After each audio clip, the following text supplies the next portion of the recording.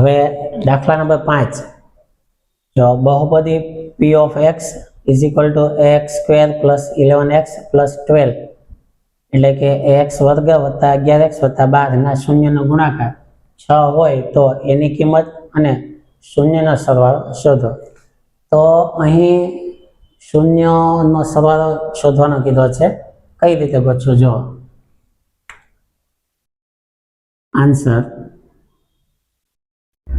હવે બહુપદી આવી રીતે છે p of x બરાબર ax square plus 11x plus 12 આમ છે. હવે સહગુણકો લઈએ તો a, હવે એની કિંમત આપી જ નથી, એ તો શોધવાનો છે. પછી b તરીકે 11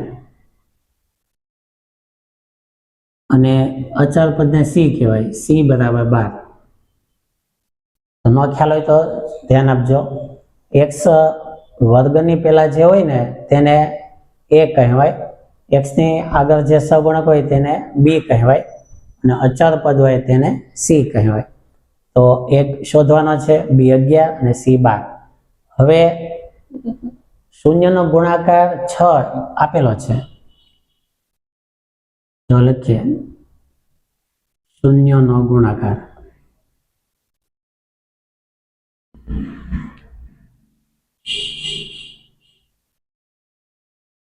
બરાબર 6. શૂન્યનો ગુણાકાર 6 અપાયેલો છે. હવે યાદ કરો કે શૂન્યના ગુણાકારનું સૂત્ર શું છે? સહગુણક આધારિત. શૂન્યને કહેવાય આલ્ફા પ્લસ બીટા. હવે આલ્ફા પ્લસ બીટાનો શૂન્યના ગુણાકારનું સૂત્ર જો આલ્ફા પ્લસ બીટા બરાબર શૂન્યનો ગુણાકાર c અપોન a. હવે શૂન્યનો ગુણાકાર તો અપાયેલો છે 6 બરાબર. તો આ શૂન્યના ગુણાકારનું સૂત્ર તો જો c અપોન a, એમાં c ની કિંમત છે 12, તો c ની જગ્યાએ હું 12 મૂકું. હવે એની કિંમત ખ્યાલ નથી તો એ એમનું બરાબર શૂન્યનો ગુણાકાર આપેલો છે બરાબર 6, તો અહીંયા 6 મૂકું.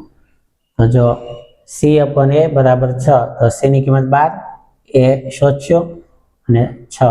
હવે શું કરવાનું કે આ બે સામસામા ફરી જાય, એ સામે જઈને 6 છેદમાં વી આવે, તો 12/6 બરાબર a. છેદ ઉડાડીએ તો 6 દુ 12, તેથી a બરાબર 2. તો એની કિંમત આવી 2. હવે આપણે કીધું છે બીજું કે શૂન્યનો ગુણાકાર તો આપ્યો, શૂન્યનો સરવાળો શોધો એમ કીધું. જો શૂન્યનો સરવાળો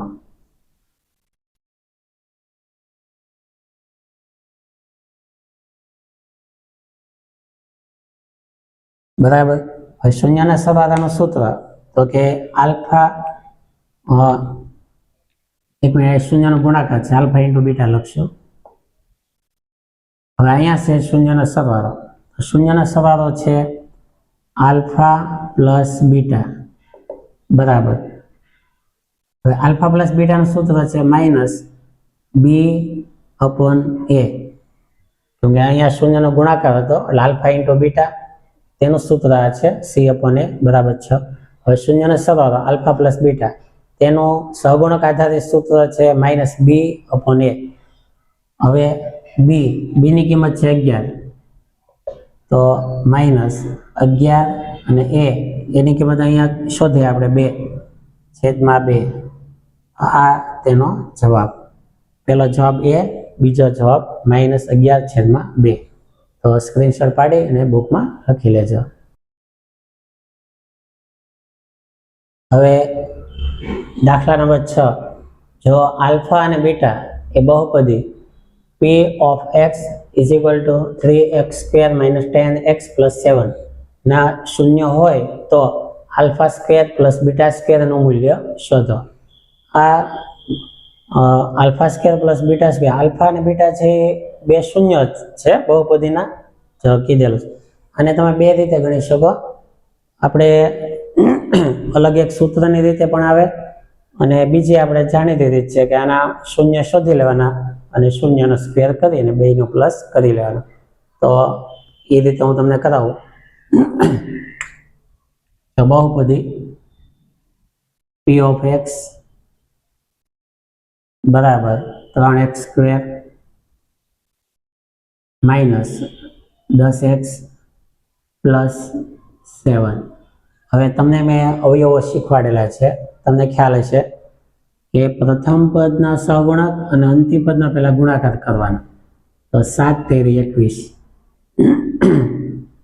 3 ગુણ્યા 7 7 તેરી 21. હવે આ 21 ના ભાગ પાડવાના. 21 ના ભાગ પાડી અને મધ્યમ પદમાં 10 લખેલા છે તે લાવવાના છે. 21 ના ભાગ પાડવા એટલે શું કે 21 ક્યાં ઘડિયામાં આવે તે યાદ કરવાનું. અને અંતિમ પદ પ્લસ છે, તો જે ભાગ આવે, જે ઘડિયામાં 21 આવે તેના પ્લસ કરવાના, સરવાળો કરી અને 10 લાવવાના છે. તો જો 7 તેરી 21 એટલે કે 3 સત્તા 21.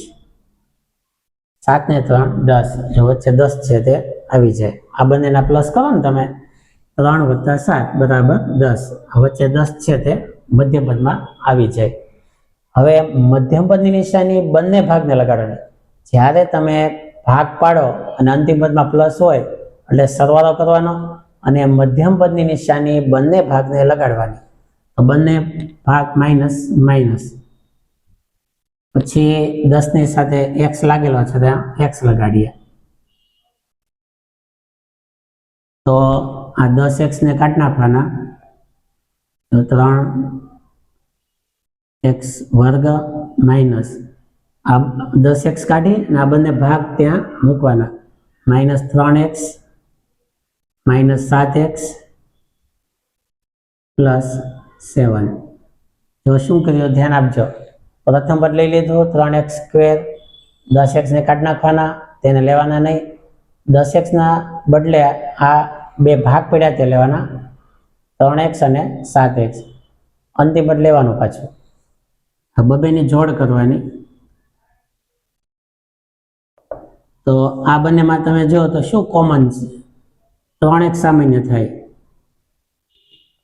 હવે 3x સામાન્ય આવે તો x નો વર્ગ હતો, 1x બહાર આવે તો 1x અંદર વધે. માઇનસ 3x જ હતા, આ 3x ને તો આપણે બહાર કાઢી લીધા, તો કાંઈ ન વધે તો 1 લખવાનો. માઇનસ આ બંનેમાં 7 સામાન્ય છે તો 7 લખશું. 7 સામાન્ય કાઢીએ તો વધે x, પ્લસ માઇનસ માઇનસ 7 એકા 7. હવે સમાન કાઉન્સ પહેલા લખીએ, x માઇનસ 1 અને આ સામાન્ય કાઢ્યું ને તેનો નવો કૌંસ બનાવવાનો, 3x માઇનસ 7 આવી રીતે. ત્યારબાદ બરાબર શૂન્ય લખવાની, કેમ કે શૂન્ય શોધવાનો હોય ને, અવયવ પડી જાય પછી બરાબર શૂન્ય લખવાની. અવયવ ખાસ શીખજો, બધા ધ્યાન આપજો. ન આવડે તો મારી ચેનલમાં જજો, અવયવ ખૂબ વિસ્તારથી સમજાવેલા છે. પ્રથમ અવયવ લેવાનો x માઇનસ 1 બરાબર 0. બીજો 3x માઇનસ 7 બરાબર 0. માઇનસ 1 આમ જાય એટલે પ્લસ 1, x બરાબર 1 અને માઇનસ 7 આમ જાય એટલે પ્લસ 7 અને 3 છેદમાં જાય તો x બરાબર 7/3. આ બંને શૂન્ય આવ્યા. હવે જે કીધું છે તે કરીએ. પહેલા શૂન્યને આલ્ફા કહેવાય, બીજા શૂન્યને બીટા કહેવાય. તો જો alpha square plus beta square.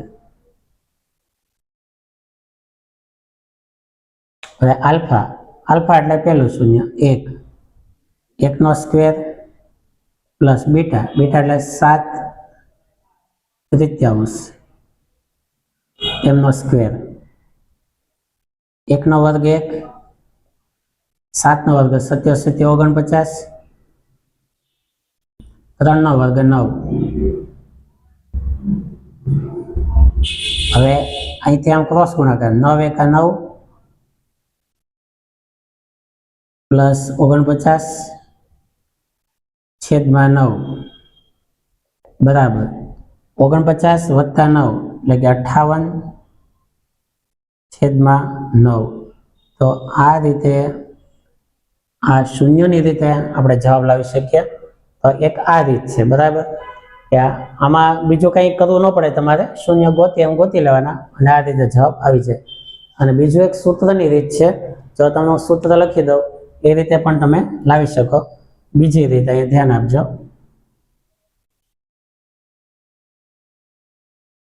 બીજી રીત તમને ખ્યાલ છે કે આવી રીતે આપણે વિસ્તરણ કરતા a પ્લસ બી હોય અને એનો સ્ક્વેર હોય, આવી રીતે વિસ્તરણ કરતા એનો સ્ક્વેર પ્લસ 2ab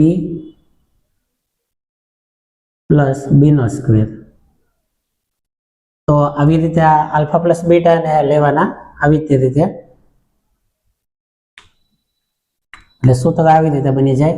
જો આલ્ફા પ્લસ બીટા એનો સ્ક્વેર બરાબર, હવે આ રીતે છૂટું પાડીએ તો આલ્ફાનો સ્ક્વેર પ્લસ 2ab તો 2 આલ્ફા બીટા પ્લસ બીટાનો સ્ક્વેર. ત્યારબાદ આ એમનો આલ્ફા પ્લસ બીટા સ્ક્વેર બરાબર, આ બીટાને પાસે લઈ લઈએ તો alpha square plus beta square plus 2 alpha beta.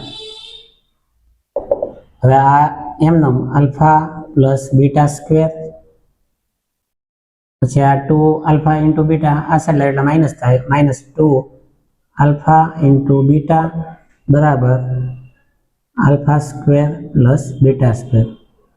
તો આ આલ્ફા સ્ક્વેર પ્લસ બીટા સ્ક્વેરની કિંમત આ સૂત્રથી આવી જાય. હવે અહીં તમારે શૂન્યનો સરવાળો ગોતી લેવાનો, શૂન્યનો ગુણાકાર, આ બંનેની કિંમત મૂકી દો તો જવાબ આવી જાય. તો આ રીતે પણ લાવી શકો અને આ રીતે પણ લાવી શકાય. તો સ્ક્રીનશોટ પાડી દાખલો પાકી બુકમાં લખી લેજો.